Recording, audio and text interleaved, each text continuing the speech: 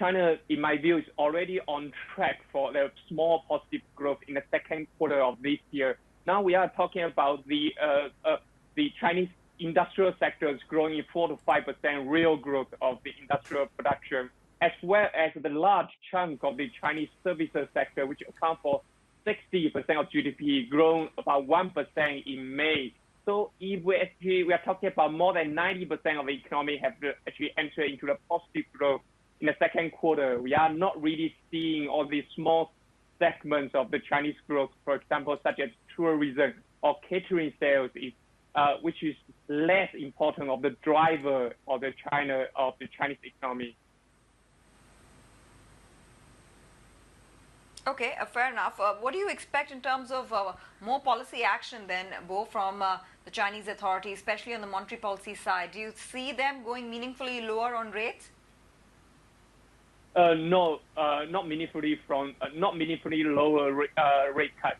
In the last couple of weeks, I think market has turned more concerned about whether PBOC have switched its easing bias of the monetary policy stand towards tightening, because CGB have been rising up quite sharply. But in my view, this is just simply a pace matter. So Beijing is trying to pace itself towards the gradual credit easing, a gradual monetary easing, in order to actually curb some of the arbitrage activities. It's not really they are going for tightening. So we do expect more rate cuts. We expect 15 basis point of the loan prime rate cuts, and then some more 50 to 100 basis point for the rest of the year. Bo, I just want to get your thoughts on another component of the IMF's report, which is talking from a global perspective, and that was their warning about debt levels. Just want to bring up some numbers here, because they have said that global public debt will reach an all-time high this year and in 2021 at 101.5% of GDP, ticking up a little bit in the following year at 103.2%, also highlighting how overall fiscal deficits are set to soar as well.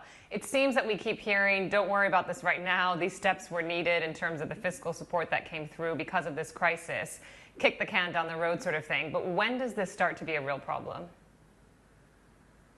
I think this real problem is coming to haunt us very soon. And then we are talking about Chinese debt level will be rising to a record high, about somewhere 280 percentage actually by the end of the year as well. So I think that whether this economy can generate enough nominal GDP growth will be the key. And in my view, 18 months from now, actually, most of the countries will have to deal with all these problems.